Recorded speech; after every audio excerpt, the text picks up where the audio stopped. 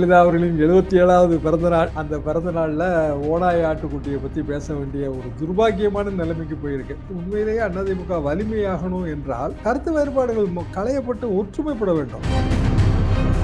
அதிமுகவுக்கு யார் ஓநாய்? கட்சியிலிருந்து விலகி போனவர்களா அல்லது கட்சியவே விழுங்க காத்திருக்கு?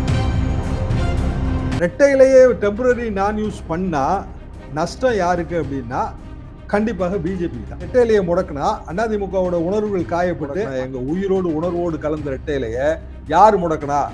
ஓபிஎஸ். யார் முடக்குனா? சூரியமூர்த்தி, கேசி பழனிசாமி, டிடிவி தினகரன். சரியா, ஜெயலலிதா அவர்கள் முதல்ல அன்பு சகோதரி தானே, அப்புறம் அம்மாவானாங்கல்ல, இப்ப அப்பாவா இருக்கிறது யாரு? ஏபிபிஏக்கு என்ன தெரியுமா எக்ஸ்பென்ஷன்? அனைத்து பள்ளி பேரண்ட் டீச்சர் அசோசியேஷன், அதான் அப்பாவா. அப்ப அப்பால நடுவில் ஒரு டீ எங்க போச்சு? இன்னைக்கு நீங்க இந்தியை அப்படி தார்பூசி அளிக்க முடியாது, எந்த மொழியும் ஃபார் தட் மேட்டர். மூணாவது மொழி வேண்டாம். ஏன் வேண்டாம் அப்படின்னா சுமை, அதனால வேண்டாம். அது தேர்ந்தெடுக்கிற உரிமை மாணவர்களுக்கு இருக்கு.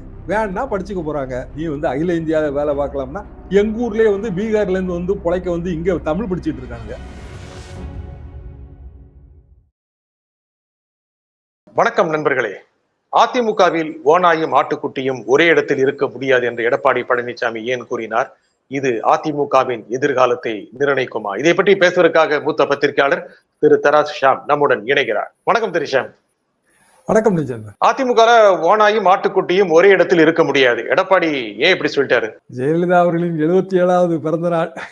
அந்த பிறந்த நாள்ல ஓநாய் ஆட்டுக்குட்டியை பத்தி பேச வேண்டிய ஒரு துர்பாக்கியமான நிலைமைக்கு போயிருக்கு. ஈசாப் கதை, பழைய ஈசாப் கதை, அது நீதி கதைகள்ல ஒரு பகுதி. எம்ஜிஆரே நீதி கதைகளின் நாயகன் தான். நீதி கதைனா என்ன? தர்மம் ஜெயிக்கும், அதர்மம் தோற்கும். கதாநாயகன் எப்போதும் தர்மத்தின் பக்கம் நிற்பான். கதாநாயகன் செய்வதெல்லாம் நியாயத்தின் அடிப்படையிலானது. இதுதான் நீதி கதை. ஈசாப் கதைகள் பெரும்பாலும் நீதி கதைகள் தான். அதிமுகவே அந்த நீதி கதை அடிப்படையிலானது தான். அதை சுட்டி காட்டுகிற விதமாக எடப்பாடி பழனிசாமி அப்படி கூறுகிறார். ஆனா ஜெயலலிதா அவர்களின் பிறந்த நாள்ல உண்மையிலேயே அதிமுக வலிமையாகணும் என்றால் கருத்து வேறுபாடுகள் களையப்பட்டு ஒற்றுமைப்பட வேண்டும். அத கட்சிக்கு துரோகம் செய்தவர்கள் அந்த வீர வசனம் சரியா வராதுங்க. சிம்பிள் ரீசன் என்னன்னா, எல்லா காலகட்டத்திலையும் இந்த மாதிரியான பிணக்குகள் இருக்கும். இவர் கட்சிக்கு துரோகம் செஞ்சுட்டாரு, இவர் கட்சி நலனுக்கு எதிராக செயல்பட்டார். கட்சி நலனுக்கு எதிராக செயல்பட்டவர்களை கட்சியை விட்டு நீக்கிவிட்டு எத்தனை முறை வருத்த கடிதத்தை வாங்கி கொண்டு மீண்டும் சேர்த்திருக்கிறார்கள். எல்லா கட்சியிலையும் கேட்கிறேன். திமுக சேர்க்கலையா? சேர்க்கத்தான் செய்வாங்க. பிஜேபியில சேர்க்கிறாங்க. அப்போ நீக்கப்பட்டவர்கள் தான் அப்படிங்கிற முடிவு சரியா? இன்னொன்னு, ஓனாய் சொந்த கட்சிக்கார மட்டுமா? பிஜேபி ஓனாய் இல்லையா? சரி, பிஜேபி ஓனாய் இல்லையா? திமுக ஓனாய் இல்லையா? எந்த கட்சியும் இன்னொரு மாற்று கட்சி நமக்கு ஓனாய் தானே. அவரு சொன்ன ஓனாய், மன்னிக்கணும், அவரு சொன்ன ஓனாய் யார்? எனக்கு தெரிஞ்சு அது பிஜேபி தாங்க நான் நினைக்கிறேன். என்ன, அதாவது இப்படி பாருங்க, இப்போ கட்சியிலிருந்து விலக்கப்பட்டவர்கள்ல போர் ஃப்ரண்ட்ல இருக்கிற ரிபல் லீடர்ஸ் லிஸ்ட் எடுங்க. ஓபிஎஸ் அவர் தொடர்ந்து சொல்றது என்ன? நேற்று கூட சொல்றாரு, என்டிஏவோட கூட்டணி வைக்கணும், பிஜேபியோட கூட்டணி வைக்கணும்.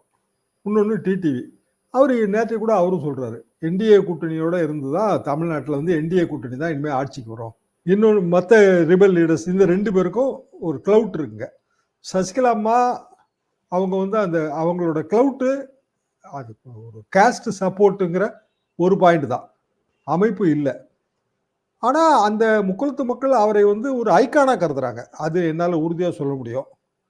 ஒரு பெரிய இனத்தின் ஒரு பெரும்பகுதியை நம்ம பகமையாக்கி கொண்டு தேர்தல் வெற்றி பெற முடியாது. கோபப்படுத்திட்டு தேர்தல் வெற்றி பெற முடியாது. வருத்தப்படுத்திட்டு கூட தேர்தல் வெற்றி பெற முடியாது. அப்போ அந்த இடத்துல ஏதாவது ஒரு வகையில ஒரு காம்ப்ரமைஸ் தேவைப்படுது. விரும்பினாலும் விரும்பாட்டாலும் தேவைப்படுது. அப்போ சசிகலாமா இந்த 3 பேரை தாண்டி மற்றவங்க எல்லாம், கேசிபியோ மற்றவங்க எல்லாருமே ரிபல் லீடர்ஸ் தான். அவங்களும் இன்னும் அமைப்பு எதுவுமே உருவாக்கல. அப்ப இவர் குறிப்பிட்டு சொல்றது இவங்களைத்தான் சொல்றாரு. ஒட்டுமொத்தமா ஓநாய்ங்கிற உருவகம் இவங்களைத்தான் நம்ம எடுத்துக்கிட்டோம்னா, பிற ஓநாய்கள், பெரிய பெரிய ஓநாய், சென்னாய் எல்லாம் இருக்க. அதிமுக பலவீனம் இப்போ ஒண்ணுமே இல்லைங்க. மகாராஷ்டிரா பாலிடிக்ஸ் எடுத்துக்கிட்டோம். மகாராஷ்டிரா பாலிடிக்ஸ்ல கிட்டத்தட்ட இதே மாதிரியான அதிமுக மாதிரியான நிலைமையில இருந்தது எது? ஒரிஜினல் சிவசேனா. ஒரிஜினல் சிவசேனால இருந்து யாரு பிரிஞ்சு வந்தா? ஷிண்டே பிரிஞ்சு வந்தாரு. இன்னைக்கு ஷிண்டேயோட நிலைமை என்ன? அவரோட சொந்த பகுதியான தானேன்னு சொல்லுவாங்க, பெரிய ஒரு மராட்டியத்தின் ஹார்ட்லாண்டில் ஒரு பகுதிங்க. நான் ரொம்ப டிராவல் பண்ணியிருக்காங்க. அங்கே வந்து ஜனதா தர்பார் நடத்துகிறாங்க அவரை கேட்காமலே. என்னன்னா பிஜேபி நடத்துது. என்ன பண்ணுன்னு தெரியல ஷிண்டேக்கு. அவர் துணை முதல்வர். ஆனால் அவரை எந்த கூட்டமும் நடத்த முடியாது. அவர் சொந்த ரிவ்யூ நடத்தினாலும் அதில் எந்த பயனும் கிடையாது. ஏன்னா அதை முதலமைச்சருக்கு தான் அனுப்பணும். அதிகாரிகளே என்ன சொல்றாங்க, 2 ரிவ்யூ போட்டு என்னங்க பிரயோஜனம், எங்க டைம் தான் வேஸ்ட்ன்றாங்க. அப்போ படிப்படியா ஷிண்டே ஓரங்கட்டப்படுகிறார். அதான அர்த்தம் அரசியல்ல. அப்ப ஷிண்டேக்கு யாரு ஓனாய்? அதே மாதிரி அதிமுகவுக்கு யார் ஓனாய்?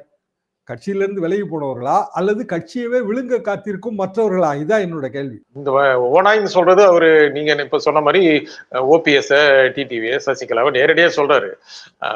இப்போ எலெக்ஷனுக்கு 1 வருஷம் இருக்கும்போது நீங்க இப்போ நீண்ட பதில சொன்ன மாதிரி எதுக்கு இந்த மாதிரி ஒரு அனிமாசிட்டிய, ஒரு பகை உணர்வை கட்சிக்காரங்க கிட்டையும் இல்ல கட்சிக்குள்ளேயும் கட்சிக்கு வெளியும் விதைக்கணும்? என்ன லாபம் இருக்குது? அனிமாசிட்டியா அனிமல் சிட்டியா? அனிமாசிட்டி, எதிர்ப்பு, பகைமை உணர்வு. ஓனாயெல்லாம் வர்றதுனால அது அனிமல். இப்ப ஏன் கட்சிக்காரங்களுக்கு இதை கடிதம் மூலமா தெரிவிக்கணும்? ஜெயலலிதா அம்மா பிறந்த நாள் வாழ்த்து நினைவுகள் இப்படி போற்றிட்டு போக வேண்டியதானே? இதான கேள்வி. இப்ப என்ன நிலைமையில அதிமுக இருக்கு அப்படின்னா, இக்கட்டான நிலைமையில இருக்கு. பிஜேபி எந்த எல்லைக்கும் போகுங்க, அது எல்லாருக்கும் தெரியுது. ஏன்னா நான் ஷிண்டே உதாரணம் வச்சுதான் அதை நான் யூகிக்கிறேன். கூடவே தான் இருந்தாரு, அவர் தான் வெற்றி காரணம், எல்லாமே அவர் தான் செஞ்சாரு. இப்ப அவரை கழட்டி விடுறாங்க. அப்போ எந்த எல்லைக்கும் போவாங்க அப்படின்னா, தமிழ்நாட்டில் திமுக வந்து ஒரு ஸ்டாண்ட் எடுத்து ஓடுது. சரியா? ஜெயலலிதா அவர்கள் முதல்ல அன்பு சகோதரி தானே, அப்புறம் அம்மாவானாங்கல்ல, இப்ப அப்பாவா இருக்கிறது யாரு? கிட்டத்தட்ட அது சேம் ஃபார்முலா தான். நல்லா யோசிச்சு பாருங்க. அன்பு சகோதரர், அன்பு அண்ணா, அன்பு தம்பி, அன்பு சகோதரி, அம்மா, அப்பா.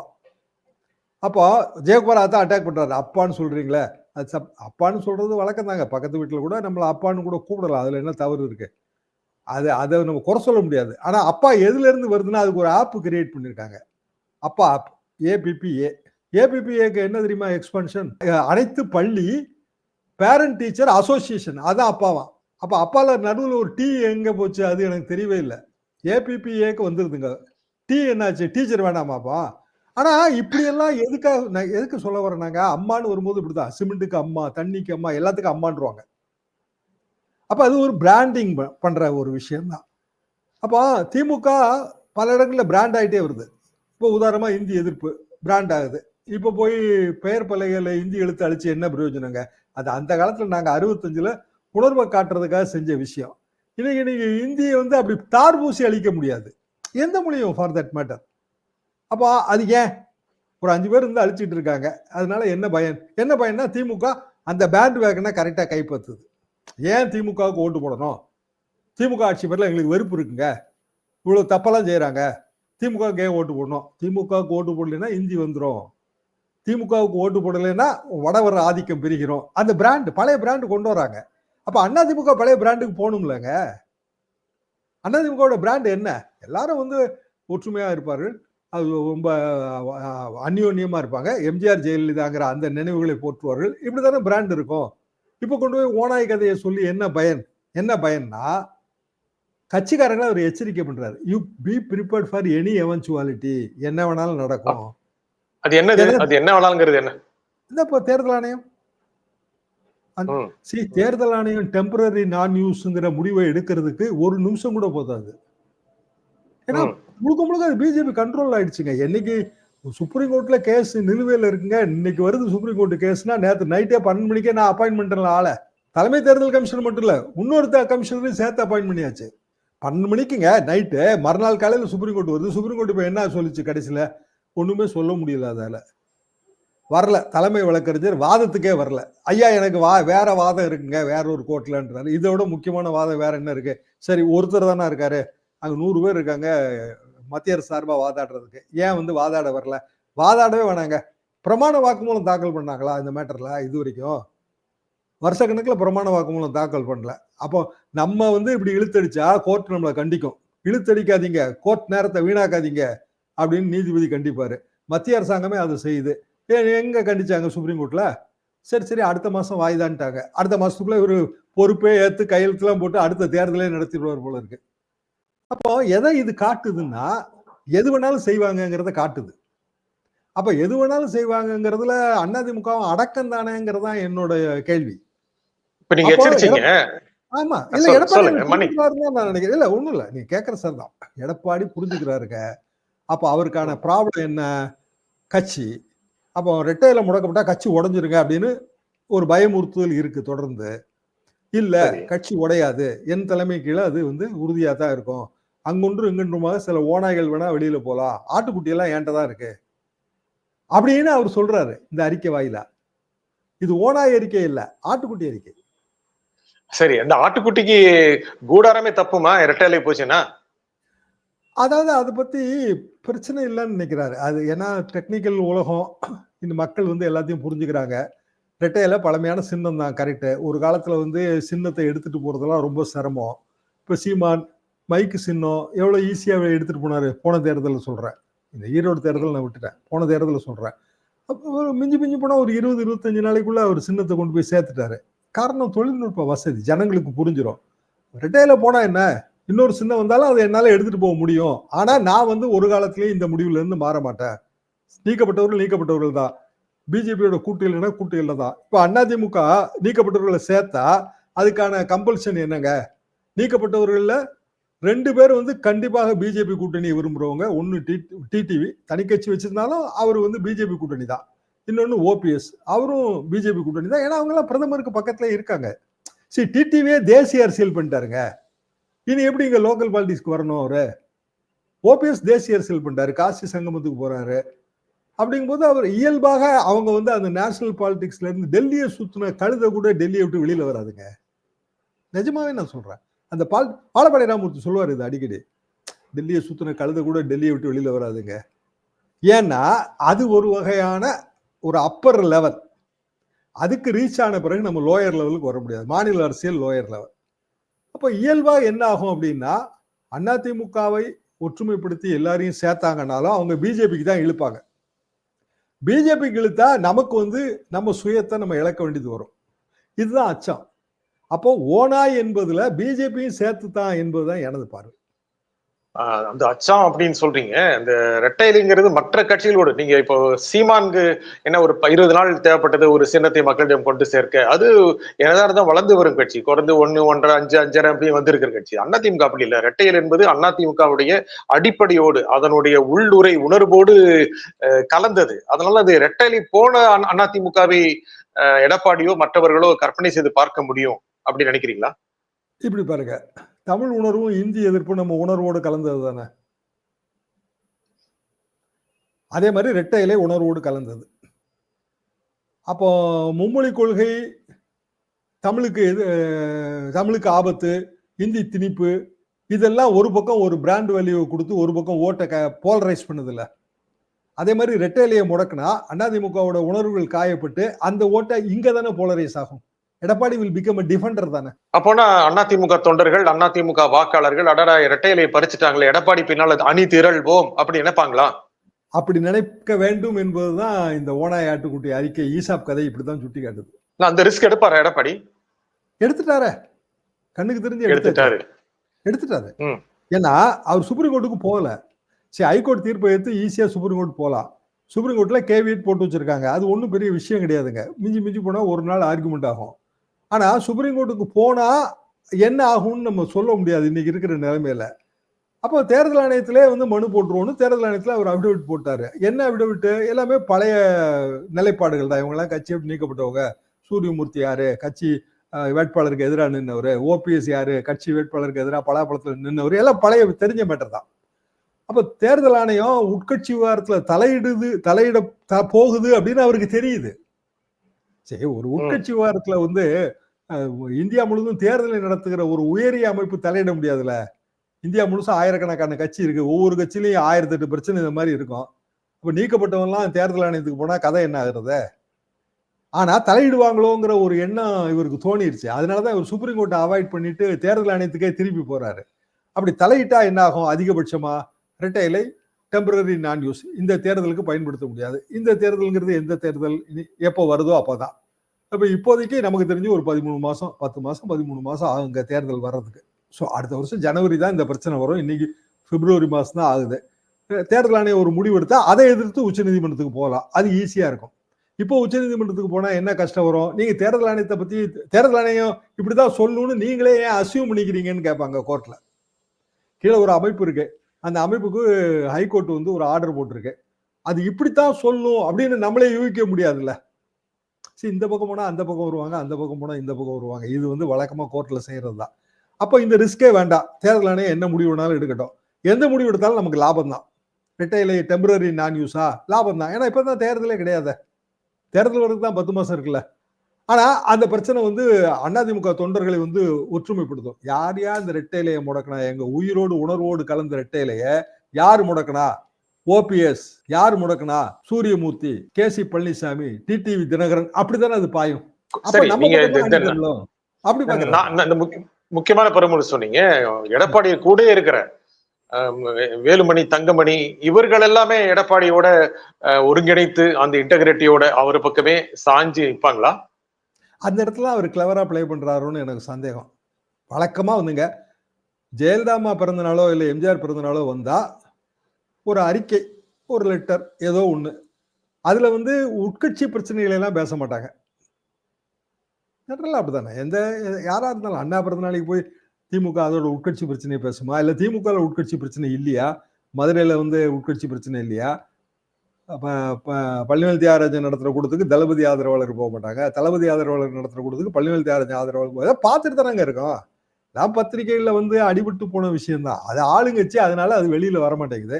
எதிர்கட்சி அதனால வந்து டக்கு டக்குன்னு வெளியில வருது. இதை தாண்டி அதுல மேட்டர் இல்லை.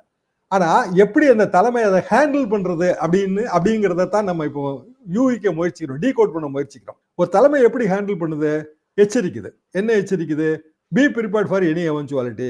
என்ன வேணாலும் நடக்கும் அப்படின்னா ஆமான்னு ஒத்துக்குவாங்க எங்க தமிழ்நாட்டில் எல்லாரும். ஏன்னா பிஜேபியோட ட்ராக் ரெக்கார்டு அது என்ன வேணாலும் செய்யுங்க அப்படிங்கிறது எல்லாருக்கும் தெரியும்.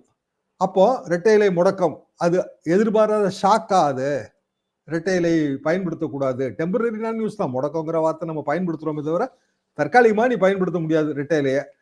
எப்போ பயன்படுத்த? தேர்தல் வரும்போது தானே பயன்படுத்தணும். இப்போ என்ன உள்ளாட்சி தேர்தல் வரப்போதா? பொது தேர்தல் இன்னும் இருக்கு, நாள் இருக்கு.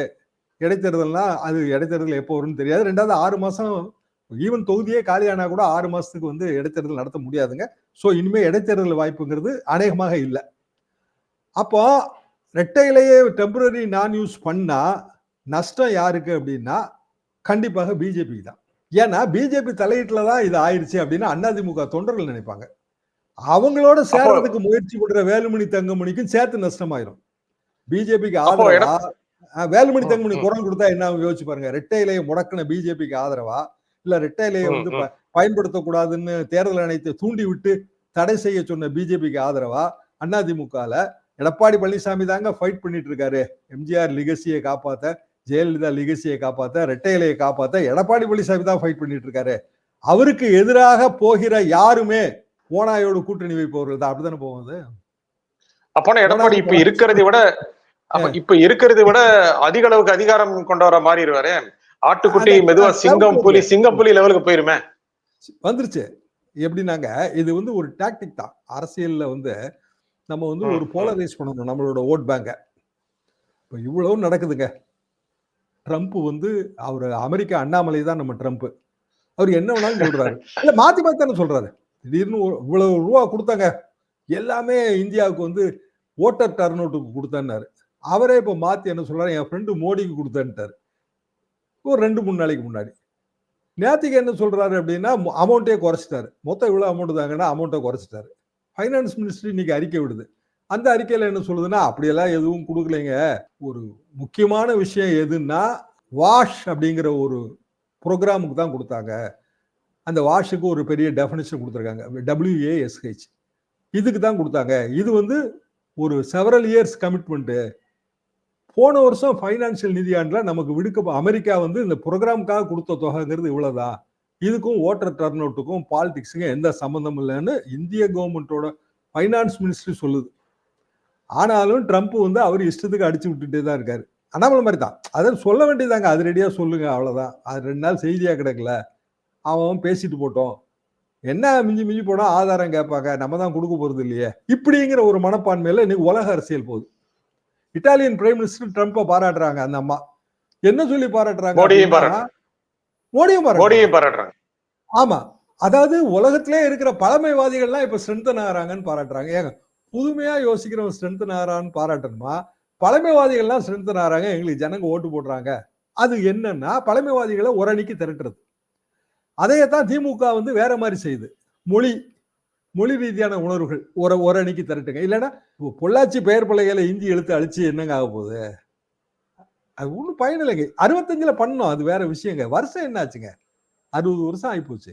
இன்னைக்கு வந்து சில விஷயங்கள் டெக்னாலஜி காலத்திலேயே வந்து போயிரும். தொழில்நுட்பம் வளர வளர சில பழைய விஷயங்கள் அடிபட்டு போயிடும்.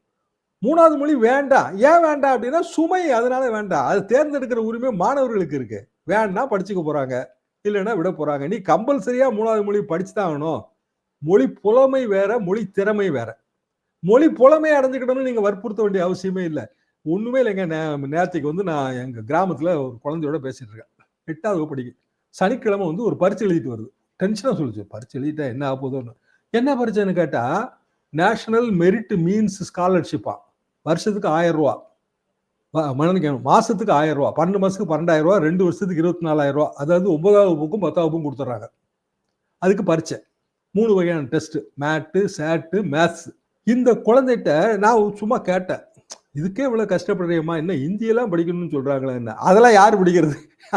ஏன்னா அதுக்கு பொருளாதாரம் தான் முக்கியம். இந்த பரீட்சையில 100 பேருக்கு தாங்க வாய்ப்பு கிடைக்குது. ஒரு மாவட்டத்துக்கு 100 பேரா, இல்ல ஒரு மண்டலத்துக்கு 100 பேரான்னு எனக்கு தெரியல. 100 குழந்தைக்கு இந்த வாய்ப்பு கிடைக்குது. இந்த குழந்தை ஒரு சின்ன கிராமங்க. எவ்வளவு பேர் எழுதினாங்க பரீட்சைன்னு கேட்டேன். அந்த கிராமத்துல 100 பேர் எழுதியிருக்காங்க.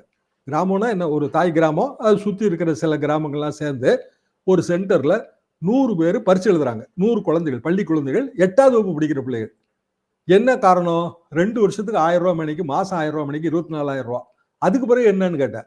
அதுக்கு பிறகு எஸ்எல்சியில ஒரு குறிப்பிட்ட மார்க் வாங்கினா +1க்கும் +2க்கும் கிடைக்குமா? அப்போ எப்படி பிளான் பண்ணுதுங்க நம்ம பிள்ளைங்க? நீ வந்து இன்னொரு மொழியை கத்துக்க, அதுல என்ன உனக்கு கஷ்டம் இருக்கு? அது உனக்கு நல்லது தானே.